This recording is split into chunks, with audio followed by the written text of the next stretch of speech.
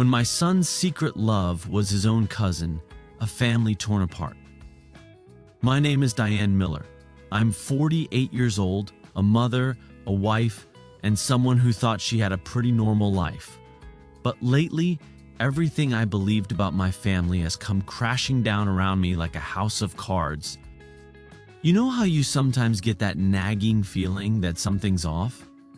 I had it for weeks, but I didn't want to believe it.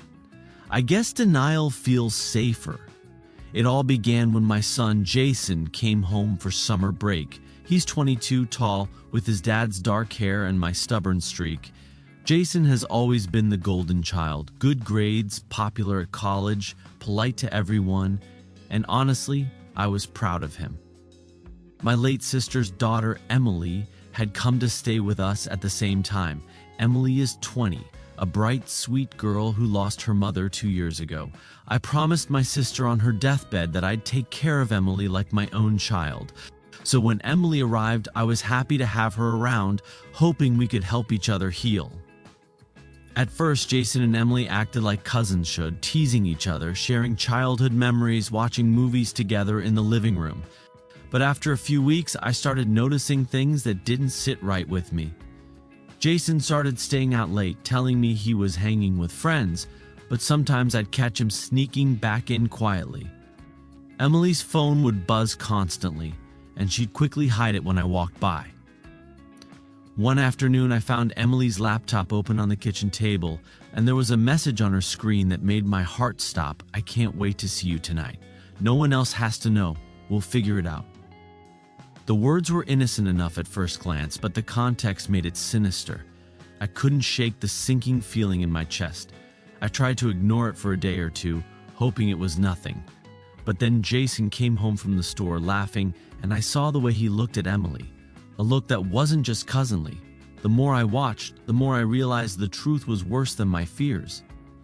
One night, I overheard them talking in the basement.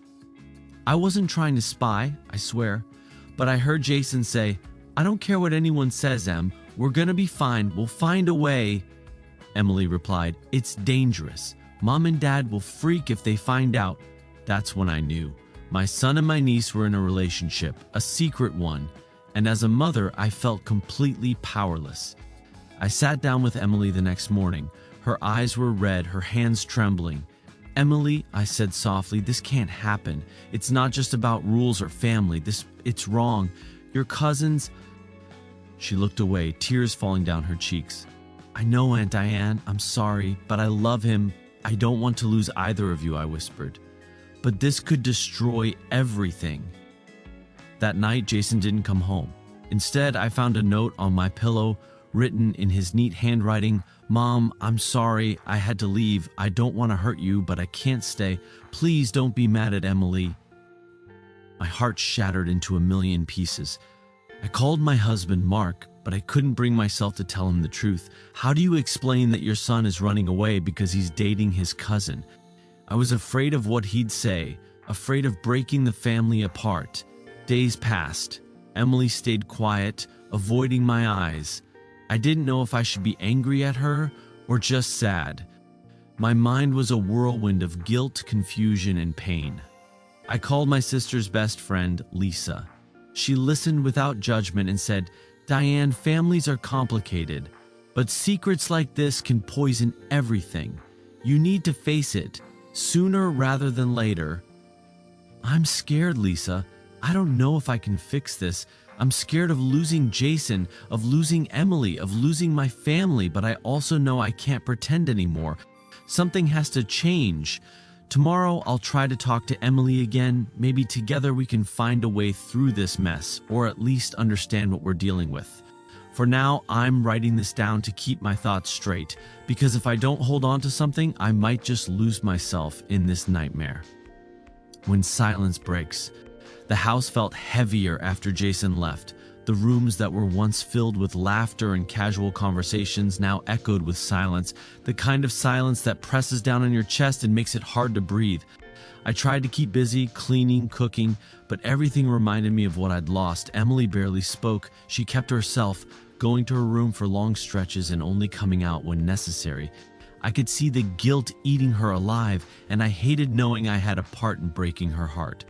I felt like a failure, both as a mother and as the woman who promised to protect her niece. One afternoon, I finally sat down with her in the living room.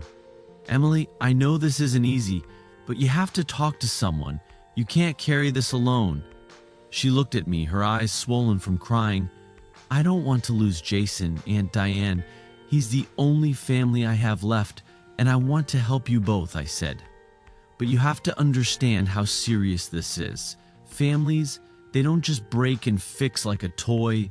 She nodded, biting her lip. "I know, but I'm scared. What if people find out? What if it ruins everything?" I swallowed hard. It might, but hiding it will only make things worse. That night, I tried calling Jason, but he didn't answer. I left a message begging him to come home. I needed to hear his voice, to understand what he was thinking. Days passed with no reply. I felt a growing distance, like he was slipping through my fingers. I called Mark, my husband, finally confessing what had happened. His reaction was worse than I feared. "How could this happen? Why didn't you tell me sooner?" he demanded. "I was scared," I admitted. "I thought I could handle it, but I can't." Mark's silence was heavy. "We have to do something. This can't continue." I agreed, but deep down, I feared what something would be. Would we call the police, family counselors, or just cut them off completely? The next morning, Mark and I sat Emily down. We needed to know how deep this went. "Emily," Mark said sternly, "you have to be honest with us." She looked down at her hands, then finally said, "Jason and I have been seeing each other for months. We tried to stop, but it felt impossible." Mark's face turned red with anger. "This is wrong on so many levels. You both need to separate." "I'm sorry," Emily whispered. I reached out, placing a hand on her shoulder. "We're going to figure this out. Together." The weeks that followed were a blur of arguments, tears, and endless phone calls. Friends and extended family started asking questions, sensing something was wrong. The secret wasn't safe anymore. One night, I found myself alone in the kitchen, staring at a photo of my late sister and her daughter. I whispered, "What would you do if you were here?" The truth was, I had no answers. But I knew one thing for sure. This family would never be the same again. Cracks in the foundation. The atmosphere in our house had shifted irreversibly. The warmth that once filled the rooms was replaced by a cold tension, as if the walls themselves were holding their breath, waiting for something to break. And break they did, in ways I never could have imagined. Mark became distant. At first, he buried himself in work, avoiding conversations about Jason and Emily. But beneath the surface, I could see the storm brewing in his eyes, a mix of disappointment, anger, and confusion that no amount of time could erase. He was struggling to reconcile the son he raised with the choices Jason made. Emily was fragile, like a bird with a broken wing. She stopped smiling, stopped reaching out. She stayed locked in her room, writing in a journal I wasn't supposed to see. One day, curiosity got the better of me, and I glanced at the pages, scattered thoughts, fears about being rejected, guilt over hurting our family, and love for Jason that refused to die. Jason's absence was like a wound that refused to heal. He called sometimes, short and clipped, avoiding any real conversation. I felt abandoned by my son, by my family, by the life I thought I had. One evening, I sat down with Mark in the quiet of our living room. "We can't keep living like this," I said softly. He nodded, rubbing his temples. "I know. But what can we do? Jason won't come home. Emily is shutting down." I took a deep breath. Maybe it's time to get help. Therapy. For all of us. Mark looked skeptical, but didn't argue. "All right. If it helps," we made appointments for family counseling. I hoped it would be a way to bridge the growing chasms, but I also feared what truths would come out in those rooms. At the first session, the tension was palpable. The therapist, a calm woman named Dr. Reynolds, listened carefully as we laid bare our pain. Emily cried openly, admitting how torn she felt between love and shame. Mark expressed his heartbreak and frustration. I shared my fears of losing them all. Jason didn't come. He said he wasn't ready. The emptiness he left in that room was deafening. Days later, I got a call from one of Jason's friends. They told me Jason was seeing someone, not Emily, but another girl he met at college, a rebound maybe. I didn't know if I should be relieved or devastated. The hardest part was watching Emily spiral. One night, I found her sitting on the floor of her room, clutching a photo of her mother. "I'm sorry," she whispered. "I'm so sorry for everything." I hugged her tightly, wishing I could take away her pain. But some wounds don't heal that easily. Meanwhile, the family gatherings became battlegrounds. My parents and Mark's family took sides, old resentments resurfacing. Conversations ended in silence or shouting matches. The cousins who once bonded over holidays now avoided each other like strangers. I realized that this wasn't just about Jason and Emily anymore. It was about all of us. The fractures, the secrets, the love, and the betrayal tangled together in a mess we couldn't untangle overnight. And yet, despite everything, I still held on to a fragile hope. Hope that we could find a way back to each other. Because family, no matter how broken, is worth fighting for. The unraveling truth: it was a cold Saturday morning when everything came crashing down, not with a bang, but with a whisper that spread like wildfire through our family and beyond. Jason had finally come home, but not by choice. He'd been caught by a friend's mom, someone from our neighborhood, out late with Emily, holding hands like teenagers in a movie. Word got around fast. The news spread through our small town like wildfire, each retelling more distorted and venomous than the last. When Mark and I heard, we were stunned.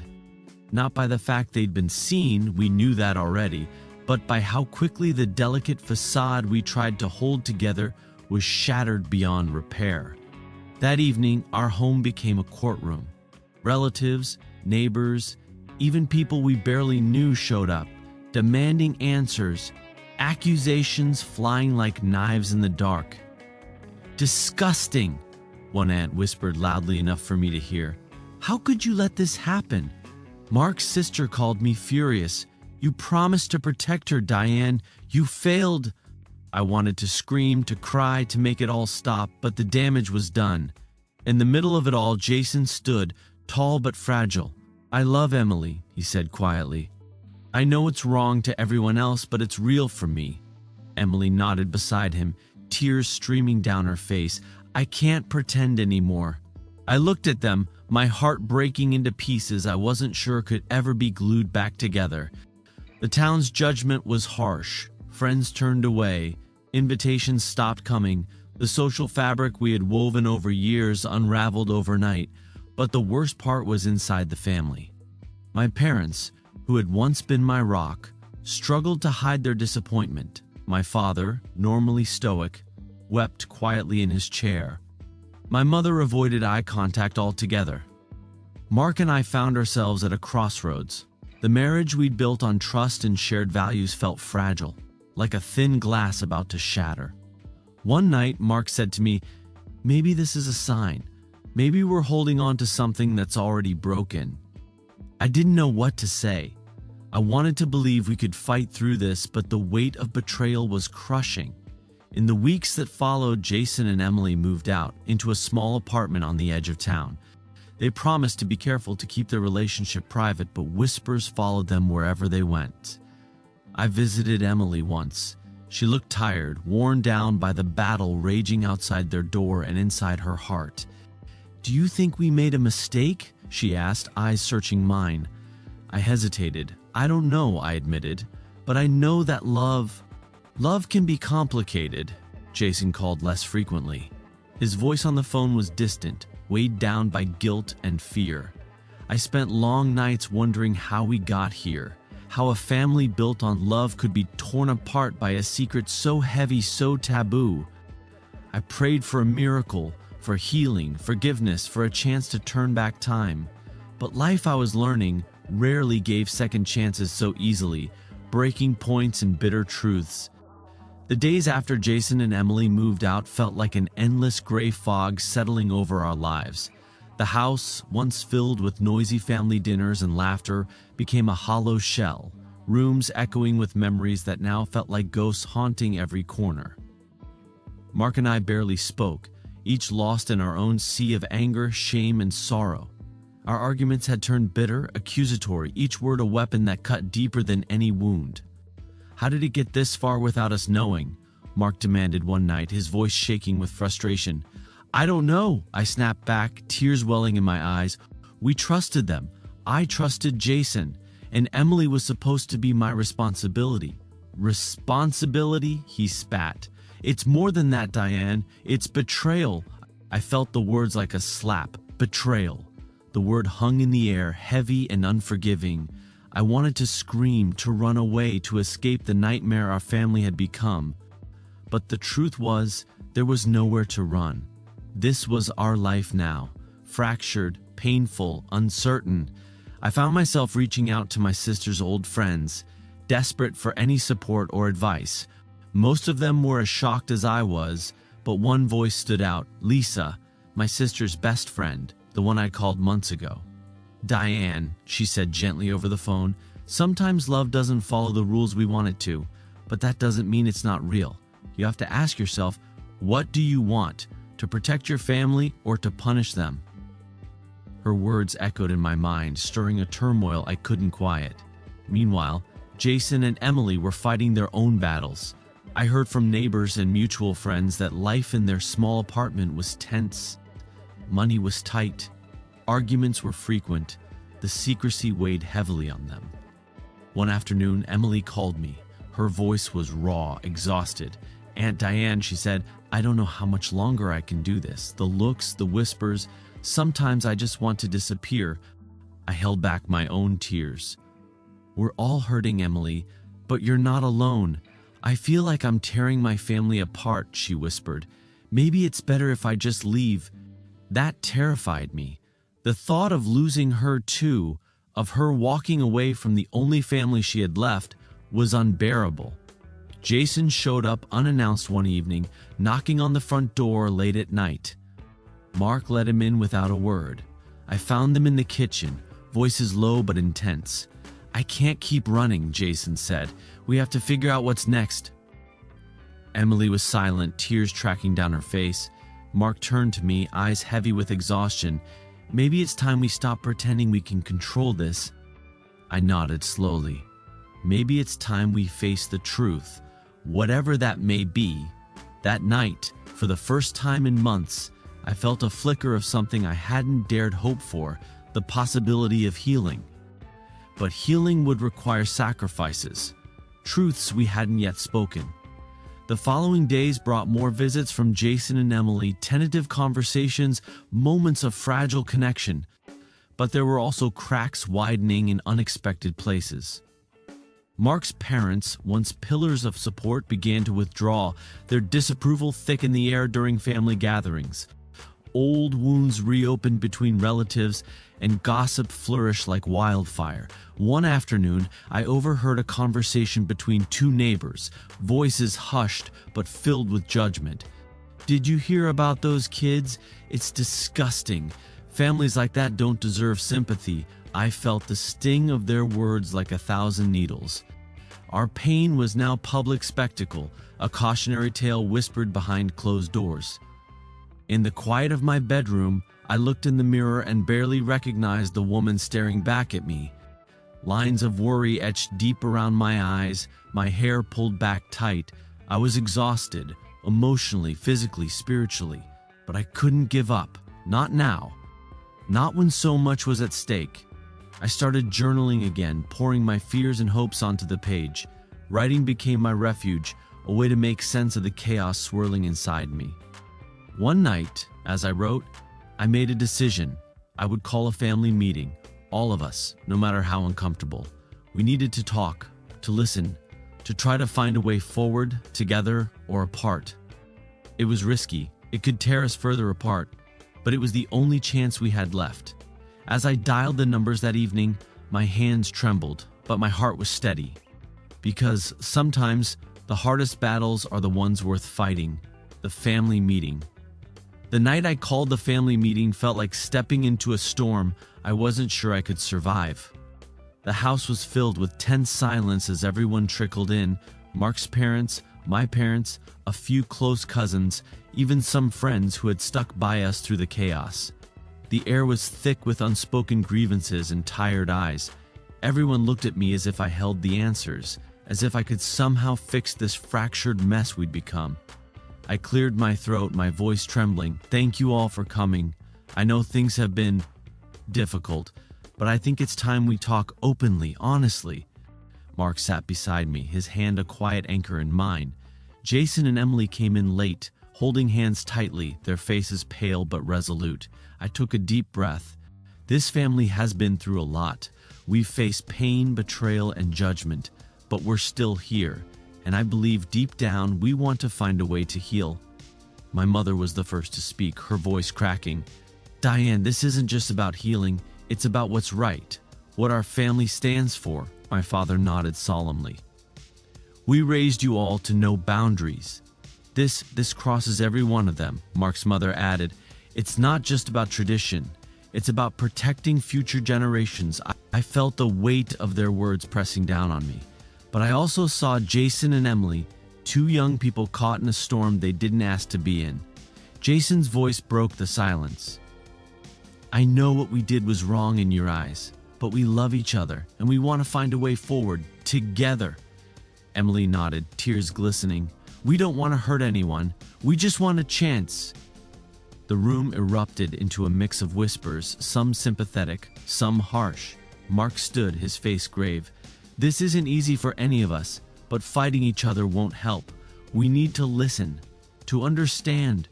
For hours we talked, sometimes calmly, sometimes shouting. Old wounds opened as people aired their fears and disappointments. I shared my own feelings, my fear of losing them, my guilt for not protecting Emily better, my hope that we could find a way to move past this. Mark talked about the strain on our marriage, the challenge of reconciling our values with the reality we faced. Jason and Emily spoke honestly about their love, their struggles, their hopes for acceptance. By the end, there was no miraculous resolution, no sudden forgiveness or easy answers. But something shifted. A fragile understanding began to take root. Over the next weeks, we started family therapy sessions together. It was messy and painful. Emotions ran high, trust was tested, but slowly we began to talk, really talk, about what happened, why, and how to heal. Mark and I worked on rebuilding our marriage, learning to communicate with honesty and compassion.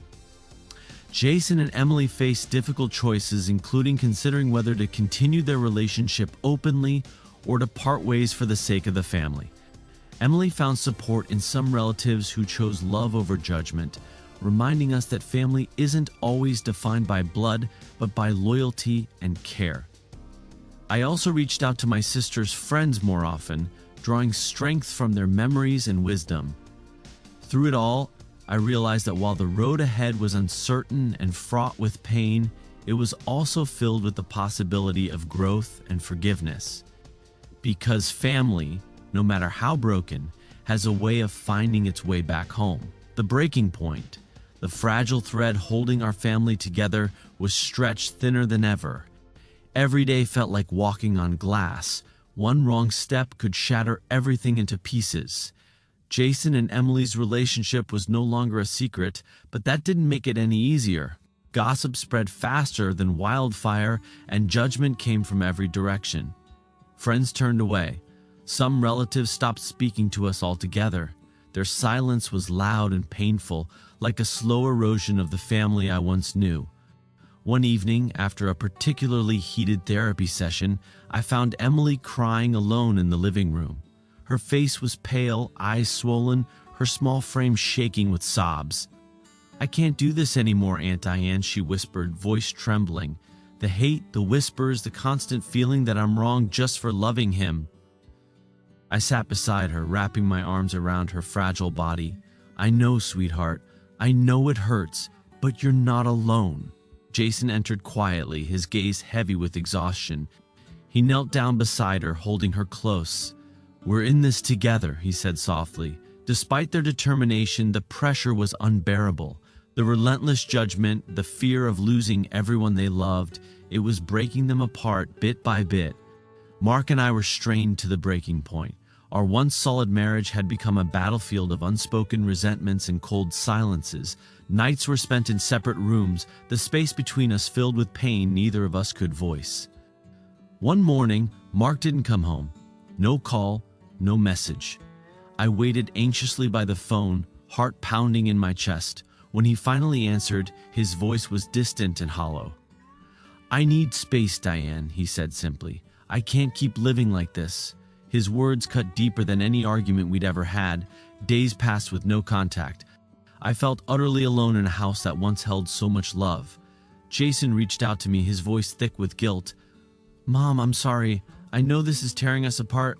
I'm scared, Jason," I admitted through tears. "I don't know how to hold us together anymore." Emily called too, her voice fragile and quiet. "Aunt Diane, I'm scared of what's coming next." Then came the call that shattered whatever fragile peace I had left.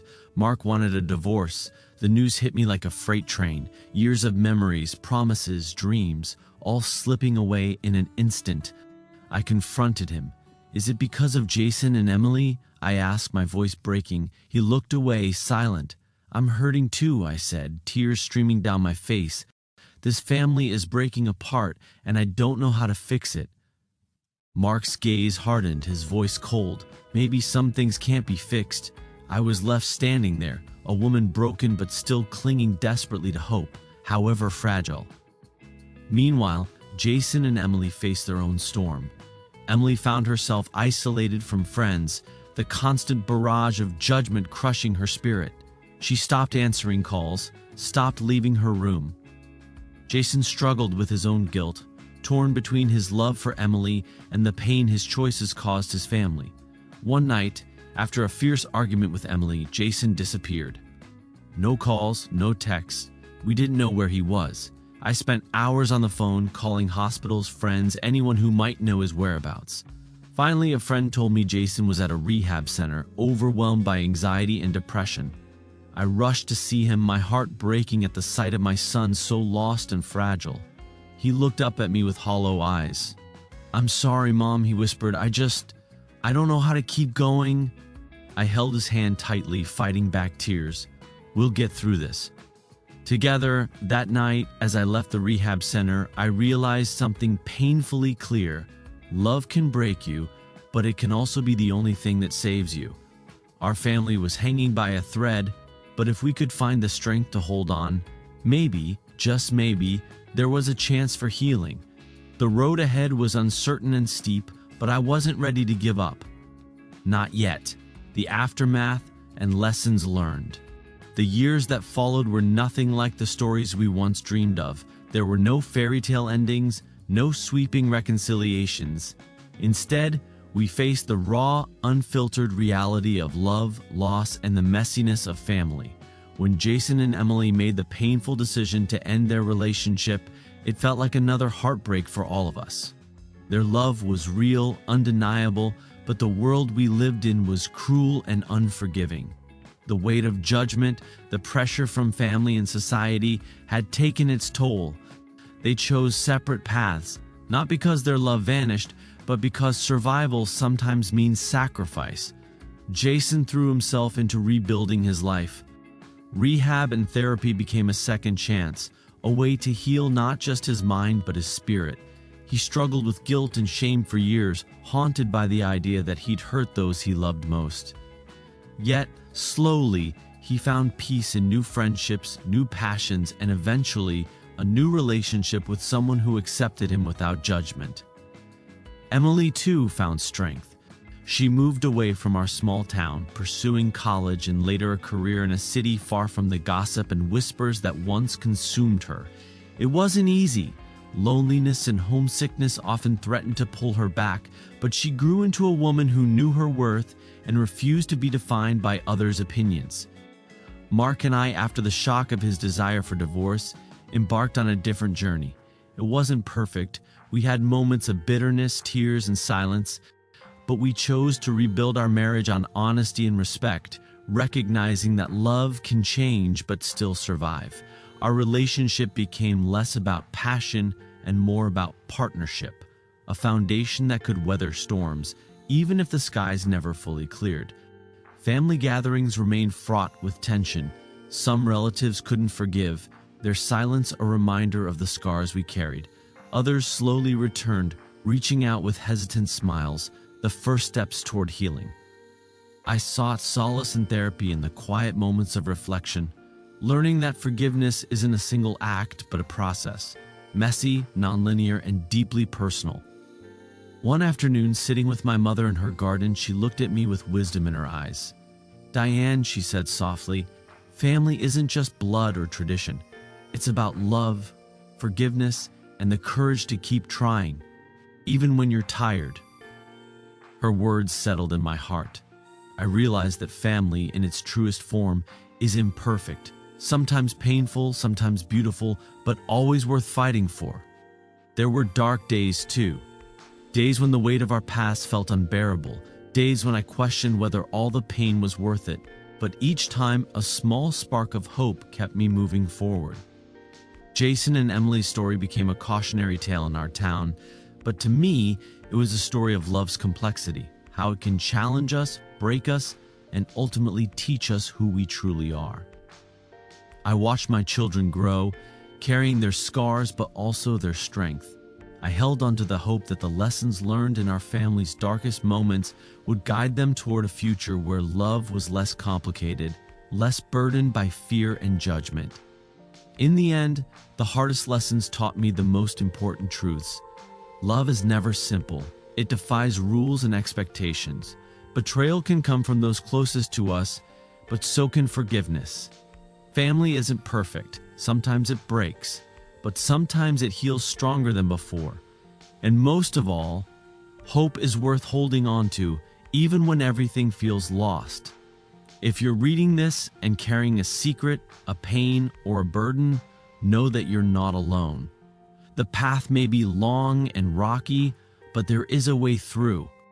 Talk, reach out, fight for what matters, because at the heart of every story, no matter how dark, lies the possibility of light.